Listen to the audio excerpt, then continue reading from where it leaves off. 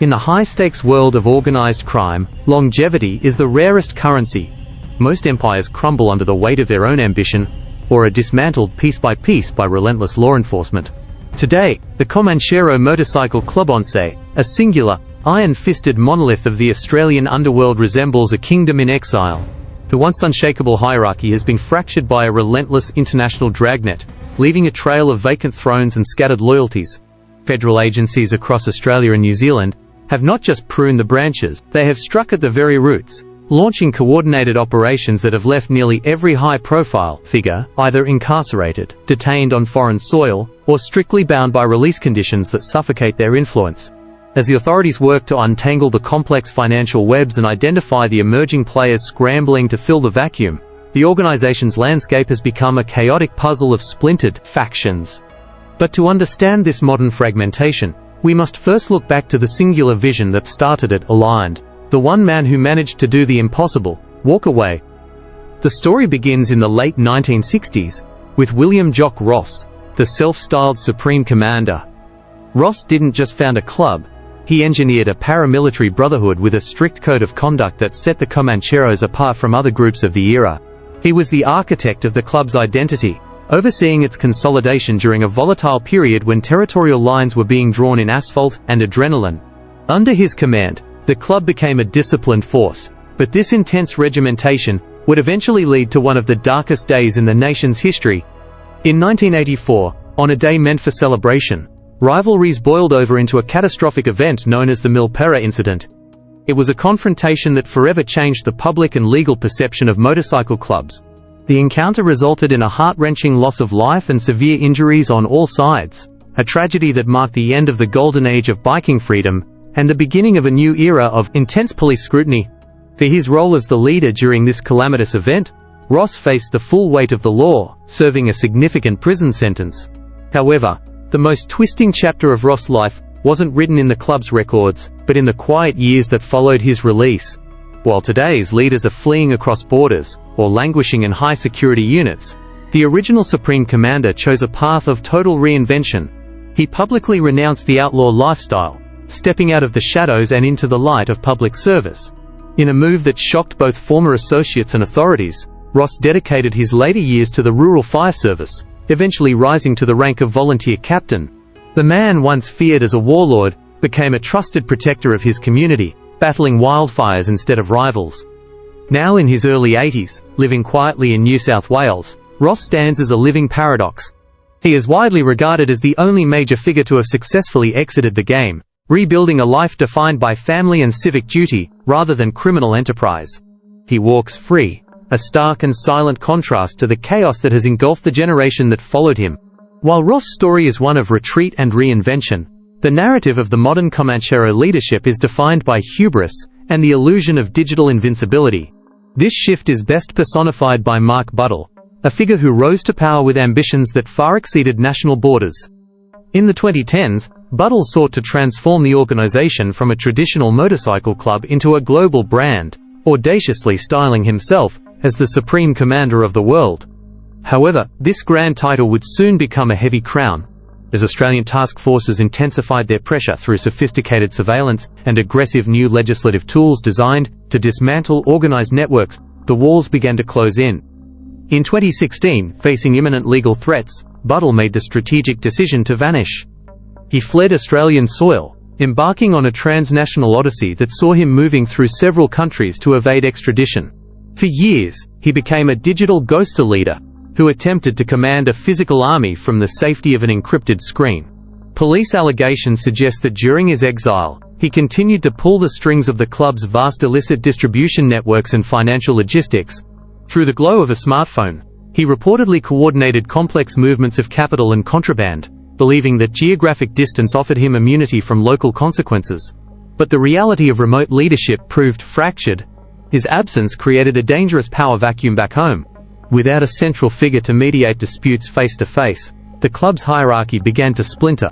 Rival factions emerged, and internal loyalty was tested, as senior members on the ground faced the heat that Buddle had escaped.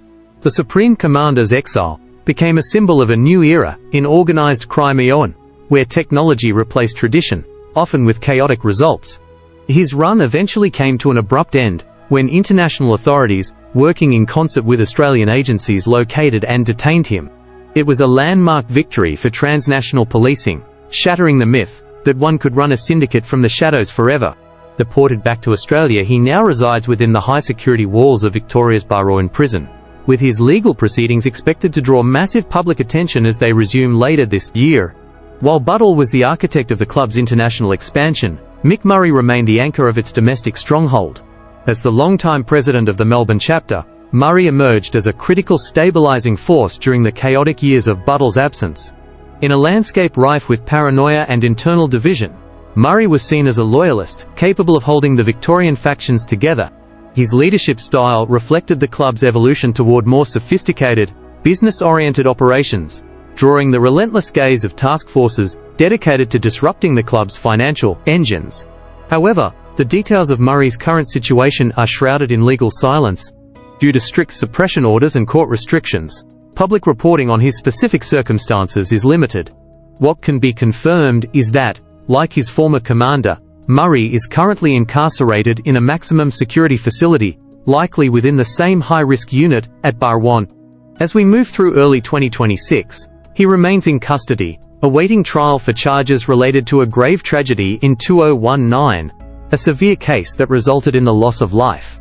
This prosecution is regarded as one of the state's most significant organized crime trials, and is anticipated to commence later this year, promising to reveal further layers of the club's intricate history. If Mark Buddle represented the international ambition of the club, and Mick Murray its local stability, Tarek Zahed embodied its raw, volatile power on the streets. Known widely by the moniker Balenciaga biker due to his penchant for high-end fashion, Zahed served as the national sergeant-at-arms. This role placed him at the very center of the organization's internal discipline and external conflicts. His tenure was not defined by boardroom strategy, but by the visceral reality of Sydney's underworld rivalries.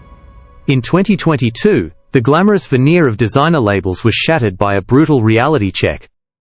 Zahed became the primary target of a severe, coordinated ambush that highlighted the extreme dangers facing senior figures in this life.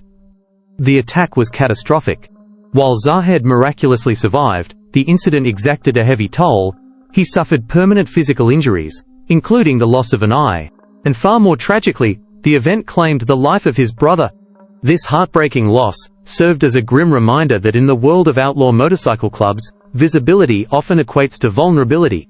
Authorities have long alleged that Zahed was a central figure in the club's enforcement operations, linking him to a series of intense confrontations designed to maintain the hierarchy's dominance. His reputation as a formidable operator made him a priority for task forces dismantling organized crime networks involved in illicit trafficking and extortion.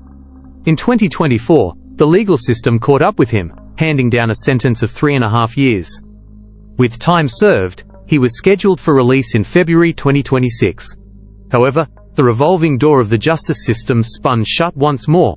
In October of last year, just months before his expected freedom, Zahed was apprehended again during a major sweep by New South Wales authorities.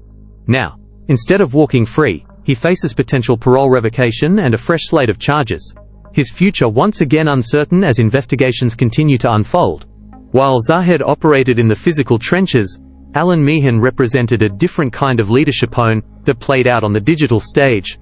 Ascending from the presidency of the Sydney chapter to the role of national president, Meehan became the face of the modern Comanchero. Unlike the shadowy figures of the past, Meehan's tenure was marked by a surprising level of visibility.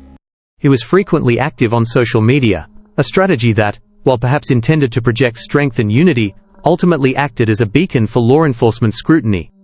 His time at the top was characterized by significant internal friction. Reports surfaced of deep factional disputes within the ranks, tensions that were exacerbated by the relentless pressure from police and rival groups. Meehan's vocal leadership style drew the gaze of every major crime squad in the country. In 2023, his legal troubles escalated with allegations of breaching serious crime prevention orders, alongside looming questions about potential extradition for ongoing investigations. However, the loud public profile has recently gone quiet. Since late 2023, Meehan has seemingly vanished from the public eye, adopting a strategy of silence. Believed to be residing somewhere between Queensland and New South Wales, he has drastically reduced his social media footprint. Yet, silence does not equal safety. Despite his lower profile, he remains under intense, constant surveillance. Authorities are keenly aware that in this world, a leader who goes quiet is often just as active as one who is shouting, and they continue to monitor his movements for any sign of re-engaging with the fractured remnants of the club's operations. While figures like Zahed and Meehan fought for control on the streets of Sydney, a different kind of power was being consolidated thousands of miles away. This was not the domain of leather vests and motorcycles, but of encrypted servers and international shipping logistics. At the center of this sophisticated web stood Hakan Ayik, known in underworld circles as Big Huxley. Ayik represents a fundamental shift in the evolution of Australian organised crime. Unlike the traditional patched members who swore allegiance to a specific chapter, Ayik was never formally inducted into the Comancheros. Yet his influence dwarfed that of many presidents. Intelligence agencies identified him as a principal architect of the so-called Aussie Cartel super syndicate that pooled the resources of rival groups to orchestrate the movement of illicit commodities on a massive, industrial scale. For over a decade, Ayik lived as a modern fugitive, often flaunting his lifestyle on social media before vanishing into the digital ether. He became the technocrat of the underworld, allegedly developing and distributing encrypted communication platforms that allowed criminal networks to operate in the shadows. He didn't just move product, he built the infrastructure that allowed others to do so safely. His operations were vast, spanning continents and involving complex money laundering schemes, designed to scrub millions of dollars clean through offshore accounts and legitimate businesses. Working in tandem with Ayik was Duax, Ngakuru, often referred to as Dax, a New Zealand national, and a high-ranking figure within the Comanchero hierarchy. Ngakuru acted as the crucial diplomat between the club's raw muscle and Ayik's high-level logistics.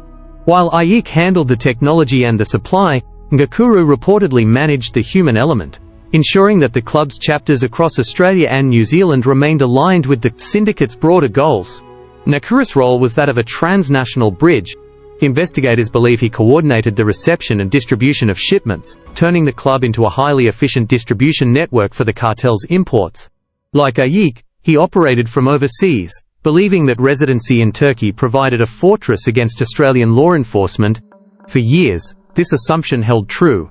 The duo seemed untouchable, protected by distance and the complexities of international extradition treaties. However, the geopolitical landscape of crime is as volatile as the streets. In November 2023, the fortress crumbled. In a sweeping, coordinated operation that involved Turkish authorities acting on intelligence shared by Australian federal agencies, the net finally closed. Both Ayik and Ngakuru were detained in a series of dramatic raids that dismantled the upper echelons of the Aussie Cartel in a single day. The arrest of Big Huxley and Dax was more than just a capture. It was a systemic shock. It severed the head of the snake, cutting off the primary supply lines and financial conduits that had fueled the Comanchero's expansion for years. Currently, both men remain in Turkish custody, facing a litany of charges related to organized crime and illicit trafficking. Their capture marks the end of an era where digital anonymity and foreign residency guaranteed safety, sending a stark message that in the modern age there is no such thing as out of reach. While the collapse of the Aussie Cartel dismantled the club's logistics, the fall of its individual titans reveals a different kind of tragedy: the illusion of legitimacy. Ahmad J. Malkoon, a former president of the Victorian chapter, spent years crafting a narrative that he had successfully transitioned from the underworld to the boardroom. After stepping down from leadership in 2013, Malkoon moved to Dubai, reinventing himself as a wealthy expatriate, and even a true crime author. He projected the image of a man who had made it out, investing heavily in property, and cultivating high society connections, including ties to the elite world of thoroughbred horse racing. However, the past has a way of piercing through even the most expensive suits. Despite his claims of a quiet life, Malkoon's history was punctuated by violence, including surviving a severe car bombing in Athens in 2019. His retirement in the United Arab Emirates recently came to an abrupt halt. Reports indicate he is currently detained by authorities in the UAE, with Australian officials providing consular assistance. The man who once sold a horse farm for a staggering $26 million now finds his freedom restricted, a stark reminder that financial success cannot always buy immunity from one's history. Across the Tasman Sea, a similar story of ambition and incarceration played out with Pasilika Naufahu.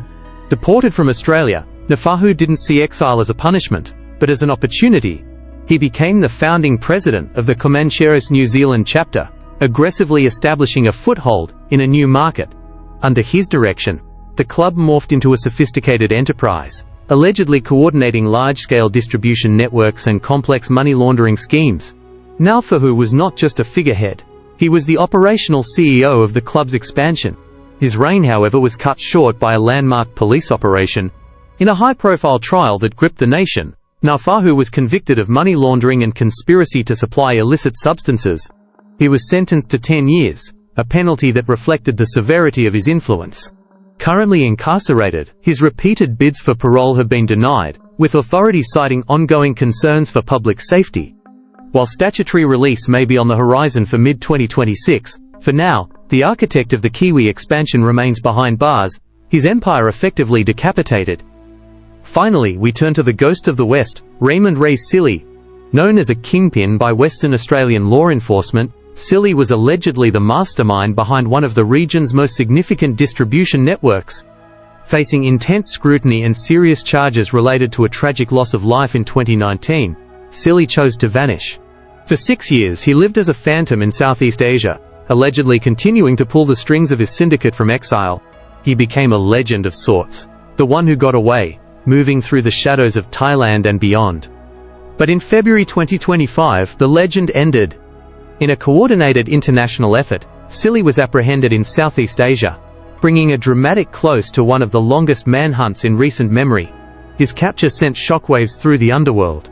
A man believed to hold the keys to countless secrets was now in custody. With extradition proceedings underway, his return to Australia is expected to trigger a domino effect of new investigations, potentially exposing hidden facets of the network that have remained buried for years.